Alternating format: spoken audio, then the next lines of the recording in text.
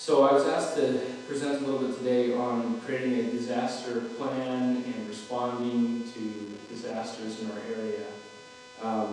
I'll tell you that just my intended results of this training, we'll see if I accomplish it, is to provide some general guidance on preparing for emergency response, to learn how to identify agencies, partners, and organizations in your area, and to designate now necessary personnel, and to try and change us from being reactive to proactive, right? So being prepared to act instead of waiting to figure out what we're supposed to do after something happens, okay? And so that you're aware, all of these slides that you've seen today are to you, so you don't have to take pictures or without any information. Okay, so if you were to go onto the church's website and look at their statement about disaster response, it tells us that when tragedies strike, ward and state leaders begin carrying out their emergency plan. It goes on to say that leaders work together to complete assigned tasks as outlined in the emergency plans. Okay, so that the concept here is that we shouldn't be figuring out what we're going to do, figure out with each unique circumstance. But you should have a base plan before it arrives. Now, at the beginning of this year, I was released as a bishop. Okay, so I did 5 years as a bishop. And you're trying to finish tithing settlement, and you're trying to figure out the budget for next year. You have a whole group of young men and young women, ordained to priesthood, advanced in priesthood, or to receive temple recommended interviews for the first time so that they can go to the temple. And you're trying to finish all of that up in like a 60-day period. On top of that, they want you to do a ward and stake history, right? And so you've got someone who's trying to put together a ward and stake history. You're trying to do your missionary plan for the upcoming year. And then also you're supposed to be revising and reviewing your emergency plan. And so what ends up happening is you tell some guy to go make sure the names are right? And then you just copy and paste it and you put a new year on it and we move on. And I totally understand that. I was a bishop for 5 years, so I understand. I'm going to tell you that's not good enough. Okay? It's not going to be useful for you when something actually happens, if that's how we do things. Again, from the church's website, the church prepares for emergencies by establishing and maintaining an emergency response plan in each ward and stake. So, stake leaders, bishops, if you're communicating this to bishops, you actually don't have to do this yourself, right? You should, in fact, you probably shouldn't do it yourself, because I kind of doubt there's any one person that has all of the knowledge necessary to make an effective plan for all contingencies in your unit, right? So you should be branching now. So the questions you could ask yourself: how many of your units actually have a truly updated and thoughtful emergency plan? Or have you just recycled something that was created decades ago? And does it cover all of the relevant scenarios? Have you really thought about all of the potential scenarios, disasters that you can have? And have you identified responsible people in your plan by name, not position? So sometimes these plans are like, we'll have the elders quorum president do something, right? And then if somebody's not familiar with your unit, they've got to figure out who in the world the ward elders quorum president is, right? So you should put names in, contact information and numbers, or it's not useful, right? The document should be detailed to be useful. So we have direction and guidance about creating these plans. Each plan should have 5 general things. 1, it should identify likely disasters. 2, it should gather critical information. 3, it should outline assignments and procedures. 4, it should identify emergency communication methods. And 5, it should encourage member preparation. Okay? And again, we'll make sure to send all of this stuff to you, and this is from the church's website. The church has this wonderful resource to help you do this. So if you go online and you search on the church's website for Stake Ward Emergency Planning Guide, and they have it for the ward level also, There's a whole guide. It's kind of a fill it out thing that helps you to put together the information. It's not going to be, you're not going to be able to fill out those pages and we staple it together and say, boom, emergency plan, right? But it provides you the template to be able to run through the questions and to gather the information that you need to put together an effective plan. Oh, I don't remember how to go back. Spacebar goes forward, what goes back, guys?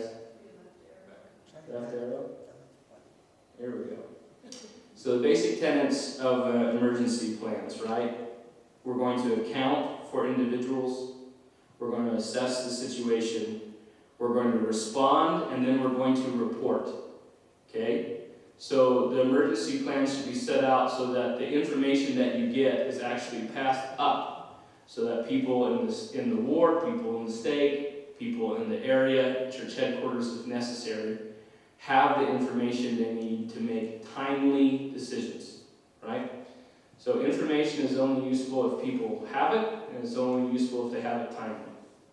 So you can't make decisions based on information you don't have or information that comes in late, right? So account, assess, respond, report. The first thing you need to do is you need to identify some likely disasters. What's likely to affect the people in your area? And I had this interesting scenario. The first year we were putting together our ward emergency plan, my counselor was a retired homicide detective and had spent the last few years of his time in the police department as actually a resource officer at a school. And so he looked at our plan and he said, "Where's your active shooter plan?" And I said, "I've never heard of an active shooter plan." And he said, "Well, you should have one. And I know how to do it." And that was great. So he put together an active shooter plan for us, pretty detailed one. And guys, these plans are going to have to go outside of the unit, okay? So I want you to understand that this plan is not just a plan for like the people who show up to church on Sunday, and it's not just a plan for people who are members of the church in your units. It's a plan for the response in your area, okay? When I was called as bishop, my stewardship as a bishop in the ward was not limited to the members of my unit. It was every soul in a geographic area. And that's our responsibility, okay? So that also means that you can use every soul in your area as a resource to help you accomplish this stuff. So for example, in our active shooter scenario, half block away, just across the street, there's a Second Baptist church. So I set up a meeting with the pastor of the Second Baptist church, and together we worked out a communal active shooter scenario response plans. So if he had an issue, we had a safe haven for members of his congregation at our building, and the response plan how to operate, and this was reciprocal. If we had issues, there was a way we could respond and get to him, and they would provide safety and haven and gathering places for our members, right? Because if there's something going on at your place, number one thing you do is get away, right? So we had that kind of relationship with the pastor across the street, and it was necessary. Sometimes we overlook just the concept of civil unrest, and that's because, thankfully, we don't really have that terribly often in the United States of America. But it's something that we should think about, right? And then, of course, we have our natural disasters. And in Nebraska, those can vary, obviously, from just windstorms to tornadoes to flooding events. Mother Nature throws blizzards at us and icing events. We can't get caught up on what's the most frequent. We need to get caught up on what's likely. And we need to have a plan to act in all of those scenarios. The next thing you have to do is you have to gather critical information, okay? So this includes knowing there are emergency response organizations in your area, and it also includes actually having a relationship with those organizations. So I'm newer to this calling, maybe about 4 or 5 months or so, but I received a calling just after the tornado, like a week or so after the tornado in the Omaha area, right? And we had a whole bunch of church members contacting the communications council saying, hey, what are we supposed to do? How do we get involved? And it's like, well, I mean, that question should have been asked a year ago. Because what's happening right now is the people who are already involved are responding, right? Because they know each other and they've worked together to establish what to do, and they're doing stuff. If you become reactive and you wait until something occurs and then you want to jump in, I mean, they'll be able to use you in some things, right? There'll be volunteer opportunities, but you're not going to be nearly as useful as if you were actually involved in the beginning.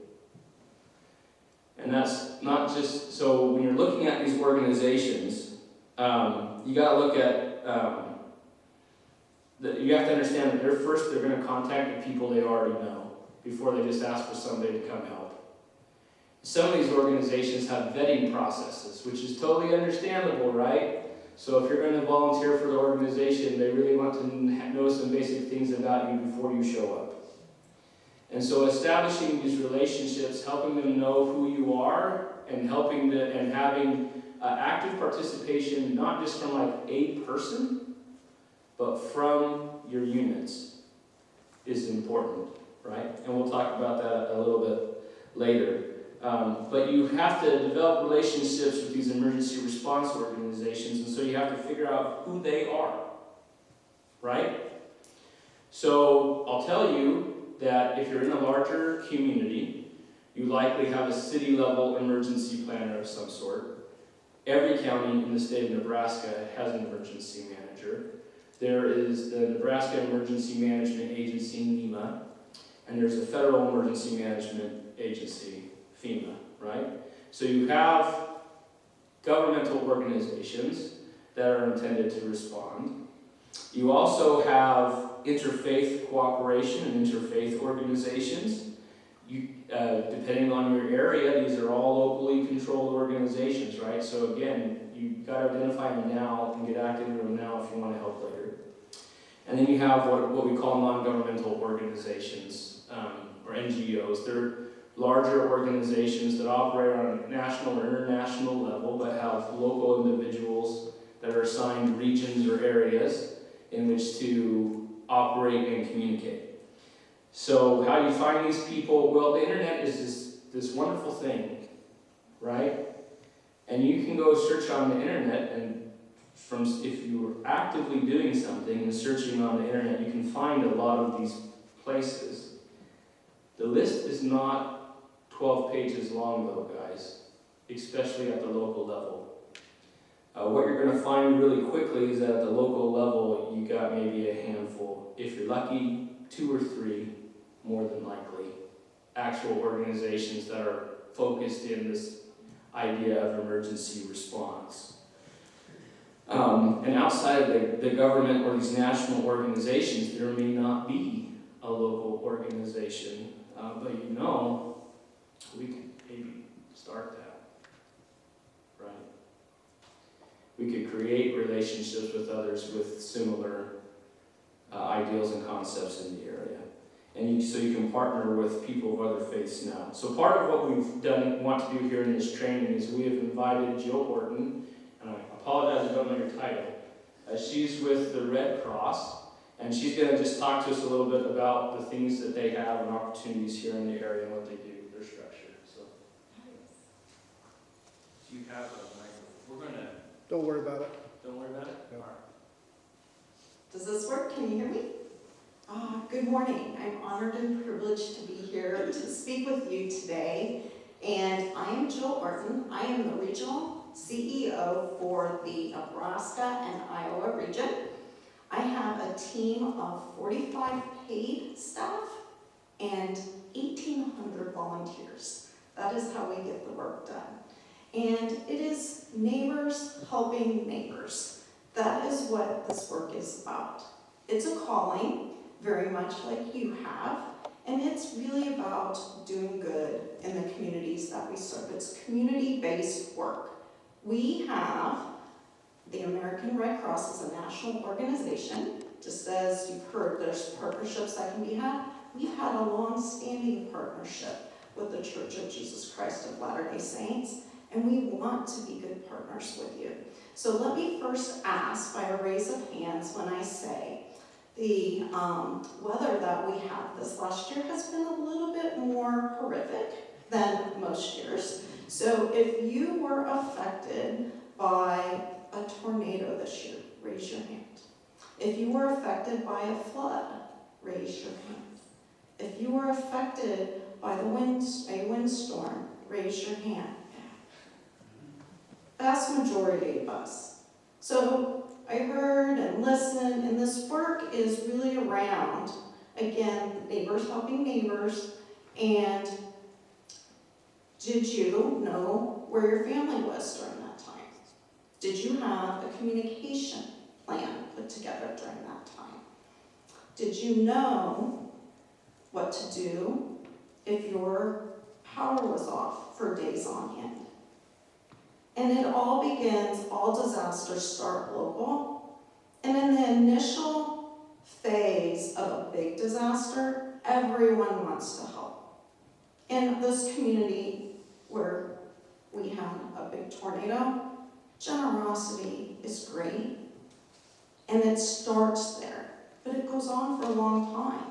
And it takes all of us over a period of years to be able to help our communities be resilient and heal. And it all starts with some planning and readiness or preparedness. We have that in common as an organization. We, as the American Red Cross, our mission is to alleviate suffering in the face of emergencies by mobilizing volunteers and the power of our donors. And it takes many to do this work. We're just one part of that, but we want to be good community partners. So over the last week, I've had the privilege of bringing my leadership into Omaha, and we talked about our priorities, their stability, their investment, and their community. My team's tagline is leading with compassion, spreading hope, and thriving together.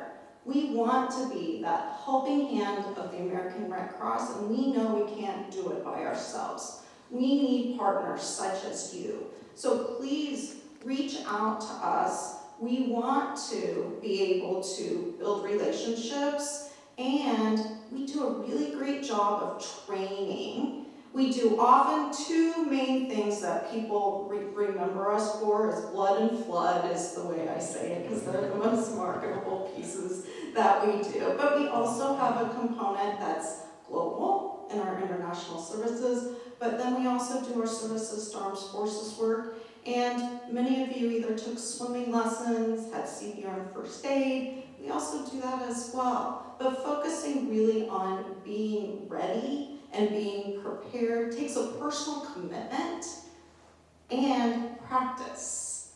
So, not that long ago, I met with Rachel and Brooke, and we talked about what could we do together to start a relationship here locally. So as I pulled up today, I took a peek at going, oh, there's a fire truck. Oh, there's another fire truck. And I get kind of excited because the main thing that we do each and every day as an American Red Cross, we have disaster action teams, volunteers that respond to every fire in our community. I don't know, most people don't realize that. It's people's worst day, it's our most common disaster. We train volunteers and individuals in the community to be those responders.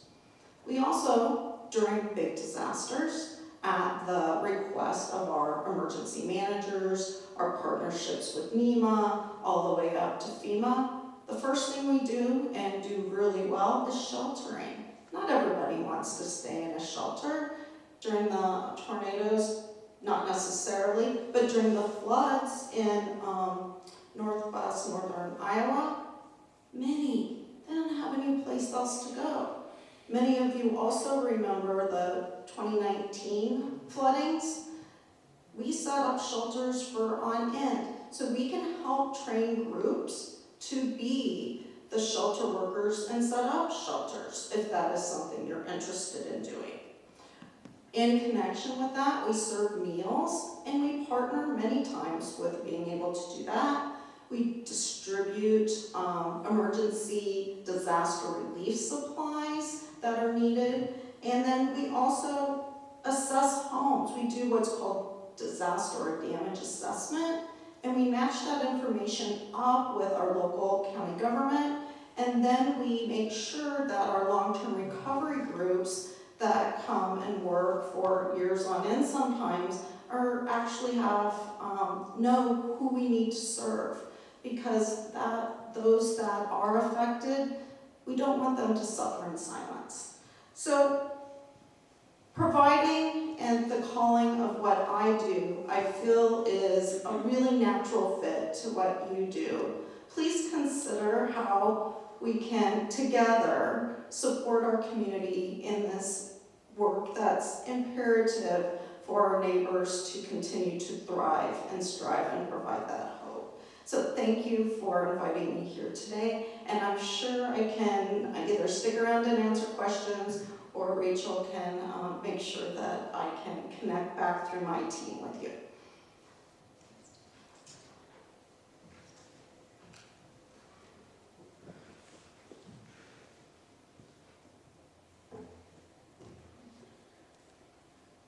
While Jill was talking, I was reminding of an experience I had in 2019 during the flooding event. I was a attorney for a state agency that had statewide presence, and there were some people, we were doing a lot of things in response to the flooding already, and there was an opportunity, an organization came and asked if we would be willing to do something a little bit above and beyond.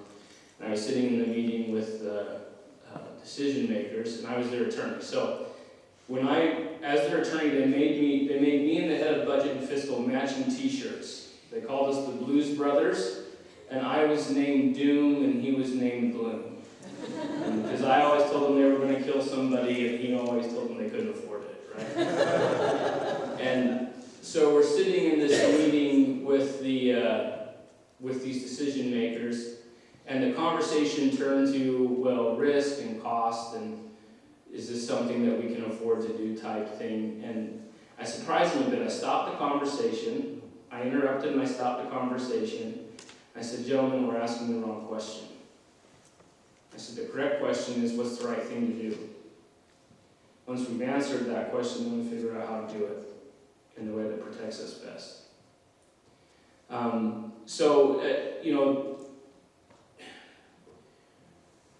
We get lost, I think, in thinking about these things in the temporal matter, and like Joe mentioned, these events are not like a flash event. A flood happens, and the water may recede in a couple of days, but people's lives aren't back yet, right? So when you're considering your emergency plans and your disaster plans, if all you have is how do I immediately react, you got a problem. Because there are going to be ongoing needs for weeks and months later. When you're working with these partners, there's power in personal contact, okay? You need to talk and meet with these people.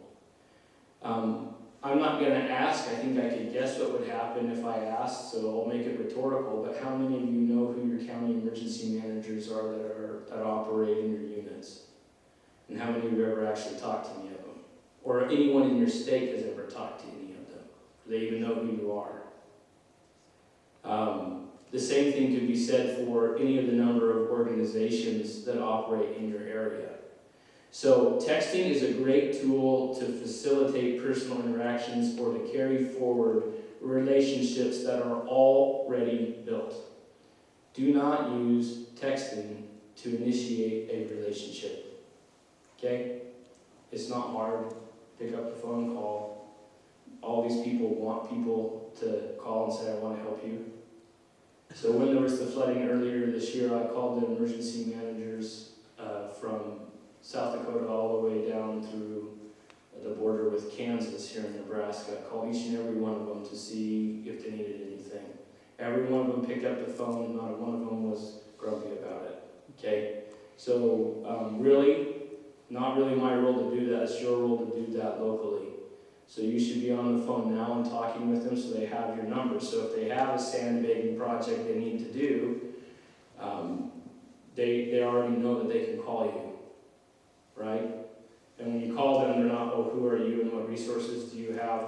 The one county manager I spoke with was driving down the road with the governor, trying to explain the impact of the flooding at the time that she was on the phone with me, right?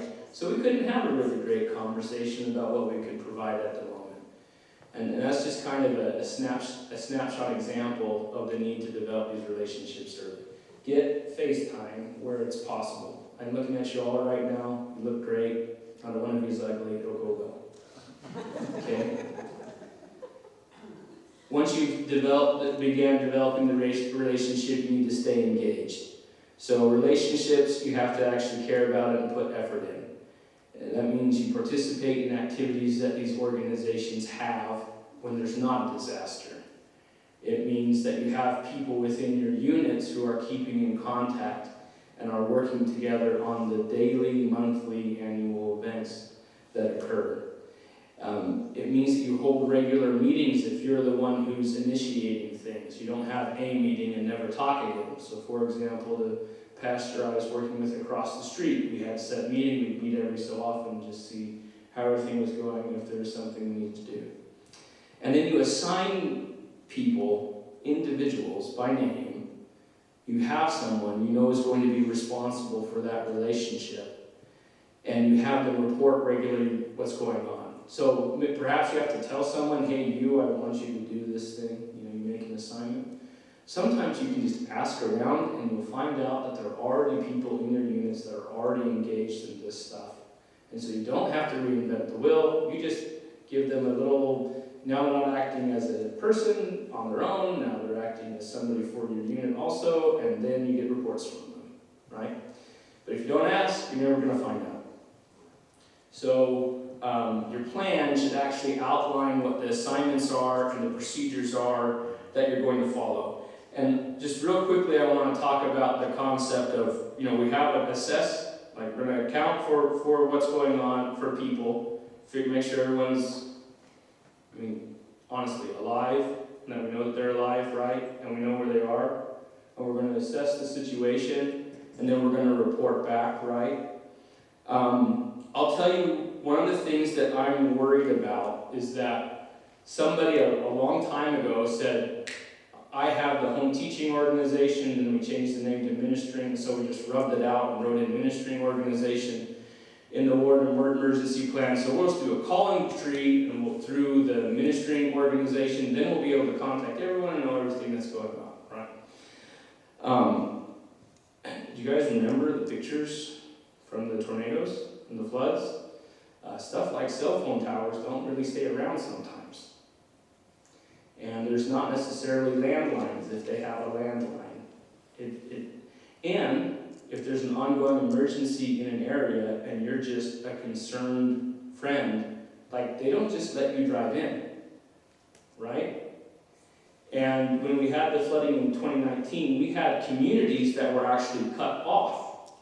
We were trying to find ways to build roads to get food in to communities because the community itself was cut off by the floodwaters, okay? So, I'm going to suggest that what you do, at least as a backup plan, is that you designate somebody in these communities that's going to be a point of contact and to check on people in the communities, especially small communities. Your units, my unit included a portion of Lincoln, right? I could drive that portion in about 15 minutes. It also included Ceresco, it also included Eagle, all these little communities. And if there were a disaster that cuts me off for some way, cuts off the road or communication, how are we going to have somebody? We should have someone locally in those little communities who can act and look at the people that we know of and account for them in that community. Okay.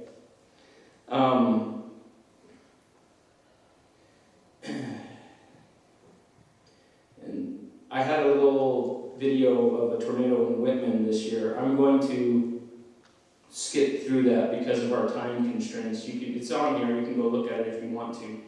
my current employment, I am a land manager for farmland reserves. I oversee agricultural property from the Dakotas down to the Gulf of Mexico. And we had a tornado in Whitman that dropped down 200 yards from and then went through 3 personal residences on a ranch out there, right? And the idea between, the local ones have drone footage, so you can go look at the drone footage, but the idea is, you look at that and guess what? There's like only one way you're contacting the people who lived there after the tornado.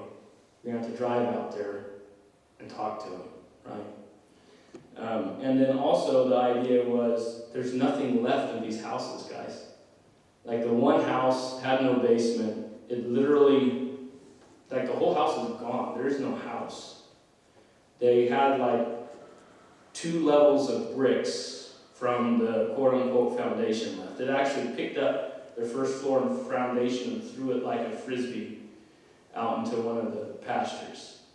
Just, it doesn't exist.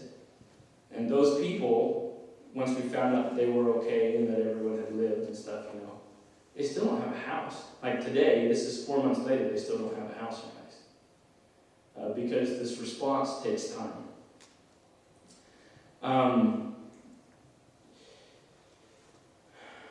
So you need to identify how you're going to get in contact with people. You should have somebody in your unit that you know operates a ham radio. It's one of the best ways to communicate in a disaster.